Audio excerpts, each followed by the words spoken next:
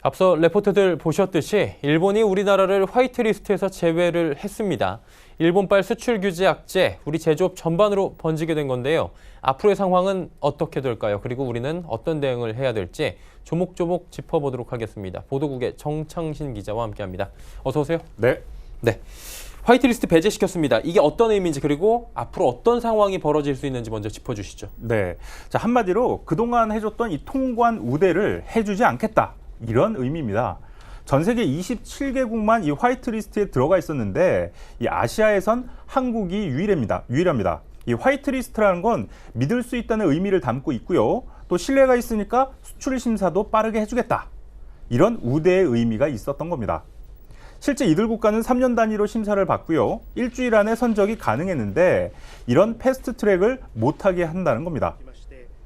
오는 8월 24일부터 통관 신청을 하면 최장 90일 동안 심사를 질질 끌어서 3달 동안 선적을 못하게 하겠다는 의도가 좀 깔려 있을 수 있고요. 네. 또 우리 수입을 방해한다는 거죠. 또 설상가상으로 개별 허가제로 바뀐 건데 수입 금지 조치도 취할 수 있다고 합니다. 그래서 부품 소재, 재고가 떨어진 한국 기업들의 생산 공장이 멈춰설 수도 있는 상황입니다. 일본은 이걸 노리고 경제 보복을 한 것이다. 이렇게 볼 수 있습니다. 취약한 부분을 한마디로 지금 계속해서 공략을 하기 위해서 노렸던 거고 그렇죠. 결국에는 실행을 한 건데 특히나 반도체 디스플레이 분야에서의 피해가 현실화가 될 것이다. 첨단 산업 부분에서 통관이 지연될 경우 타격이 클 것이다. 이렇게 얘기가 나오고 있습니다. 그렇다면 우리는 어떤 대응이 지금 필요한 겁니까? 네, 아마 일본 입장에서는 우리에게 타격이 크고 또 우리 산업 경쟁력을 떨어뜨리고 싶은 분야가 첨단 소재나 이 전자 부품일 겁니다. 네. 이 디스플레이 제조기계의 경우에 일본 제품이 80%가 넘고요. 전자 품목에서는 필름과 전지 등 7개 품목이 이 일본 의존도 50%가 넘습니다. 일본의 수출 규제가 단기적으로는 우리에게 타격을 줄 수도 있다는 얘기입니다. 다만 이 전문가들은 수출 규제 품목 1,100여 개 중에 이 수입 대체나 국산화 등으로 일본산을 대체할 수 있는 품목은 거의 대부분으로 보고 있습니다. 일부 품목을 제외하면 공급난을 피할 수 있다는 얘기입니다. 실제로 현대차는 이 수소차에 들어가는 수소 탱크의 경우에 일본에서 탄소 섬유를 들여와서 만들고 있는데요. 일본이 규제에 나설 경우를 대비해서 대체제 연구를 마친 상태고 인증만 받으면 국산 제품을 바로 사용할 수 있습니다. 일본의 방해에도 끄떡 없다는 얘기죠. 하지만 반도체 생산에 필요한 고순도 불화수소의 경우에는 이 삼성전자와 SK하이닉스가 대략 2.5개월 정도의 재고를 확보했다는 분석도 나오고 있는데요. 이게 디램 익스체인지 분석인데 이게 단기간에 영향을 미치지는 않겠지만 장기적으로 봤을 때는 문제가 될 수 있거든요. 그래서 이런 부분은 외교적인 노력을 통해서 좀 풀어나가야 할 것으로 보입니다. 네. 전일에는 한일 간의 장관급 회담이 있었고요. 조금 전 6시입니다. 한 5분 전부터 한미일 외교 장관급 회담이 시작이 됐습니다. 구체적으로 어떤 외교적 노력이 좀 필요할까요? 네. 자, 일단은 좀 시간은 있습니다. 예. 말씀하셨듯이 일본 정부는 개정안을 7일 공포하고요. 오는 28일부터 시행할 예정이라고 밝혔는데요. 오늘 한미일 외교장관 회담을 비롯해서 좀 외교적인 노력을 기울일 시간은 있는 거고요. 또 이와 별도로 전문가들은 이번 수출 규제 조치가 완벽한 경제 보복이다. 자, 이 점을 국제사회에 명확히 알리는 노력이 필요하다. 이렇게 말하고 있습니다. 호사카 유지 세종대 교수의 얘기를 들어보시죠. 일본의 수출 규제 조치가 완벽한 경제 보복이다라는 것을 국제사회에 확실하게 부각해야 합니다. 이번에 경제 보복이다라는 것이 정확하게 그런 증거로 남아있다라는 것을 계속 이것은 국제 여론전에서 내세워야만이 국제적으로 일본의 조치가 부당하다. WTO에도 위반하는 내용이다라는 것이 좀 더 세계가 알아야 된다. 네, 국제적인 여론전도 지금 필요하다. 호사카 유지 교수가 이야기를 해 주었습니다. 그런데 이제 이 일이 터지기 전부터 이런 얘기가 나왔죠. 두 국가가 붙으면 결국 일본도 피해가 만만치 않을 것이다. 그리고 문 대통령께서도 2시에 국무회의를 주재하면서 일본에 강력 조치를 취하겠다고 경고하지 않았습니까? 네. 그렇습니다. 자, 산업통상자원부에 따르면 이 한국의 전체 수입 중에 일본이 차지하는 비중은 10.2% 정도입니다.